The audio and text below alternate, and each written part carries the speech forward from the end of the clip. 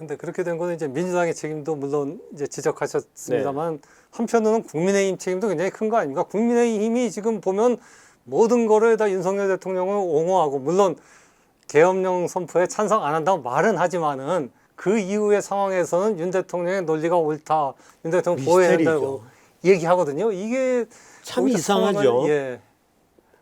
국힘당이 왜 저런 행동을 할까? 우리가 알기로 국힘당이라는 당은 이념도 없고 예. 지향하는 가치도 없고 예. 저는 늘 국힘당으로부터 성령이 떠난 지가 천주교식으로 표현했습니다마는 국힘당으로부터 성령이 떠난 지가 오래됐다. 예. 국힘당은 또 소멸하는 일만이 남았다라고 저는 늘 비판을 해왔는데 그런 당이었거든요. 근데 갑자기 국회의원들이 용기를 냈어요. 그 문제는 그 용기가 거꾸로 됐다는데 문제가 잘못된 있습니다. 방향으로 갔다는 얘기죠. 그래서 40여 명의 국회의원이 관저에까지 가고 물론 거기에 이제 노인네들이 많이 있으니까 노인네들에 대한 동정 공감이다. 뭐 이건 이해가 됩니다만은 그래도 적어도 명백하게 말하자면 대통령을 체포하는 것에 현실적으로 반대 세력의 기능을 하고 또는 저지하는 결과에 이르게 되는 것은 명백했거든요. 저는 이 국힘당의 이 역진, 뒤로 가는 것, 퇴행적인 이런 선택이 사실 저도 이해하기 어려워요. 저 같은 경우에는 사실 이 지나칠 정도로 자유민주주의적 법치 질서, 또 말하자면 시장경제적 질서, 또 원칙 이런 것이 우리 사회의 질서와 번영을 가져온다고 믿는 사람이 있고 사실 국힘당은 그 전통 위에 서 있지 않습니다. 국힘당은 말하자면 쿠데타의 전통 위에 서 있죠. 놀랍게도 이번에 그 국힘당에서 말하자면 길거리 투쟁을 하고 있는 겁니다.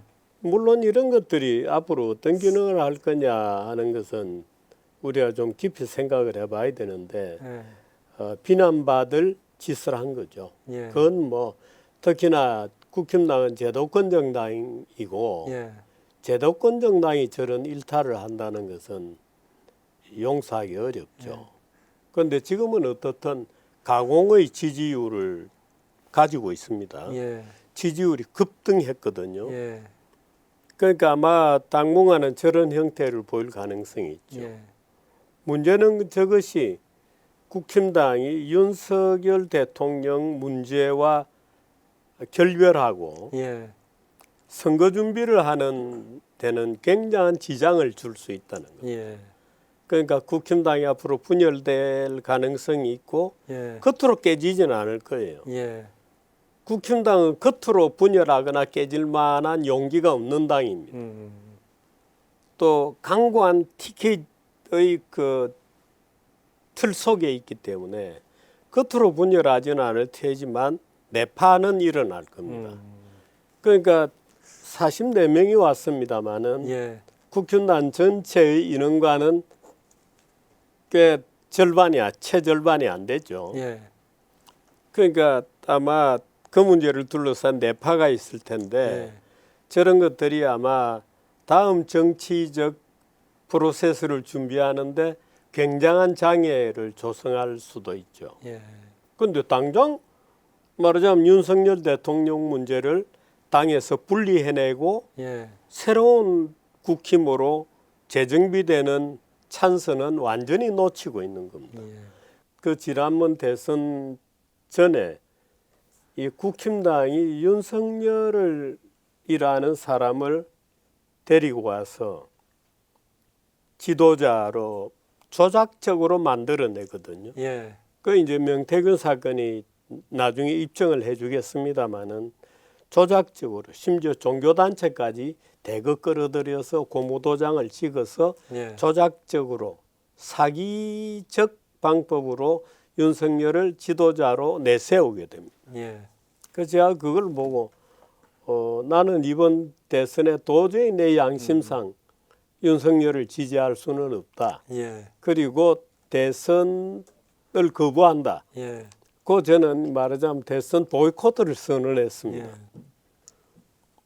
근데 어떻든 그렇게 해서 보수를 괴멸시킨 장본인을 예. 보수의 지도자로 선정해서 지금까지 아주 나쁘게 표현하면 음주운전을 하는 것처럼 예. 좌충우돌하고 있는 겁니다. 국힘당이. 예. 그 제가 그 문제의 위험성을 많이 경고도 하고 그랬습니다마는 어떻든 윤석열이 갑자기 전두환을 방불하는 예. 전두환이 했던 거와 거의 똑같은 논리 구조를 갖는 예. 계엄을 계획을 한 거예요. 예. 그러니까 국회를 제압하고 중요 인사들을 체포한 다음에 국회를 대체하는 옛날에 국보위와 유사한 형태의 입법기구를 예.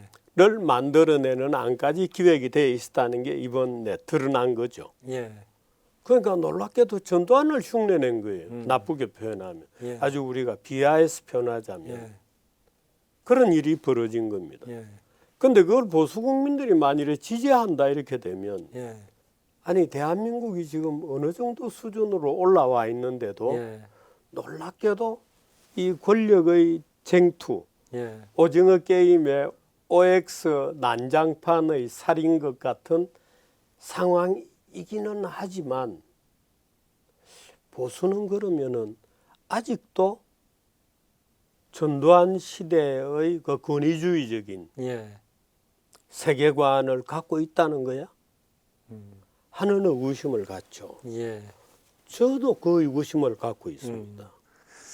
그 점에서는 그 국민의힘이 이제 저도 이제 동의하는데 가령 뭐 민주당의 어떤 과도한 정치적인 제스처에 대해서 비판하고 반대하고 또 이재명 대표에 대해서 반대할 수가 있다고 봅니다. 근데 그렇게 반대하는 것과 저기 12.3 계엄은 내란이 아니다. 내란이 아니다라고 얘기하고 윤 대통령을 보호해야 된다고 얘기하는 건 별개의 문제거든요. 근데 아예 전자까지 지금 다 하고 있는 거 아닙니까? 이렇게 하는 데는 지금 국민의힘이 너무 그 영남 보수에 매몰돼 있고 지지 기반이 그쪽으로만 쏠려 있다. 어떻게 보면 그게 이제 자꾸 소수화되고 우리 사회에서 다수가 안 되는 길인데 그 지역적 기반, 너무 영남의 그 지역적 기반을 두고서 현재 지역구 의원 90명 중에서 67명이 영남이니까 네. 영남에서는 아무리 그 강성 발언을 해도 당선될 수 있다라는 그런 생각이 자꾸 국민의힘을 자꾸 중도로 이렇게 확장시키기보다는 자꾸 극우 쪽으로 이렇게 몰고 가는 하나의 원인 중 하나가 아닐까요? 중도라기보다는 이제 올바른 보수 가치지요. 예, 올바른 보수죠. 올바른 보수 가치 위에 정립하는 데 실패하고 있습니다. 예. 지금 지적을 하셨듯이 우리나라 정당은 양대 정당의 제도입니다. 예. 제도적으로 양대 정당을 우대해요. 그래서 다당제가 안 됩니다. 예.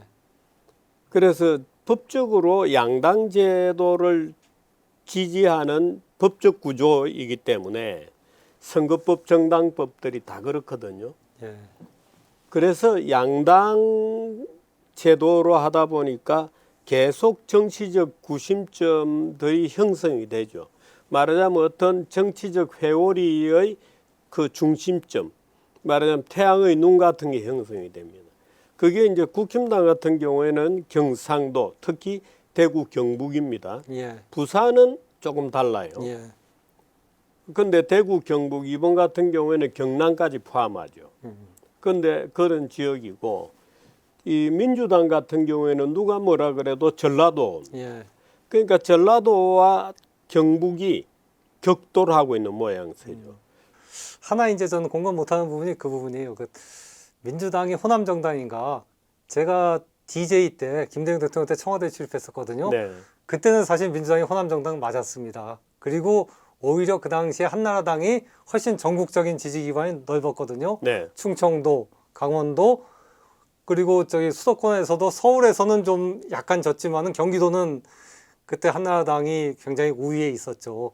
오히려 전국 정당이 한나라당이었는데 지금 보면은 바뀌어 있죠. 저는 민주당은 오히려 전국 정당이 이제 된 것 같아요. 수도권에서 강력하고 충청도 거의 비슷비슷하거든요.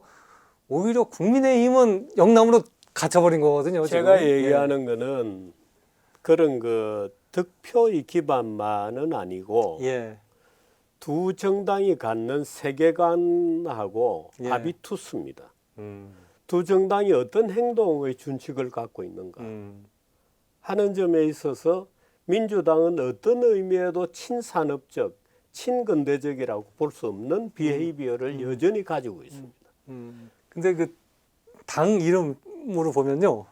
좀 그런 게 있는 것 같아요. 그 1960년에 이제 장면 민주당 정부가 쓴 이후로 이른바 민주당 계열 정당들은 정당 이름이 거기도 많이 바뀌지만 그래도 민주라는 민주죠. 이름은 네. 안 빠뜨립니다. 뭐 신민당, 통일민주당, 평화민주당, 새천년민주당, 지금의 이제 더불어민주당까지 민주당 이름은 쭉 가져오는데 어떻게 보면 그게 정체성일 수 있는 거죠.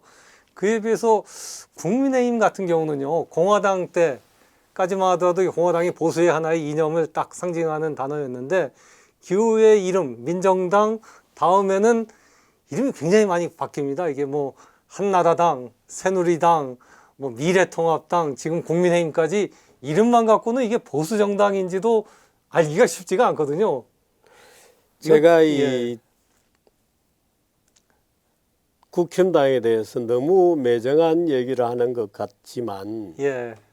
국힘당은 이념 정당이었던 적이 없습니다. 예. 그러니까 국힘당은 나쁘게 표현하면 공천 떴다방입니다.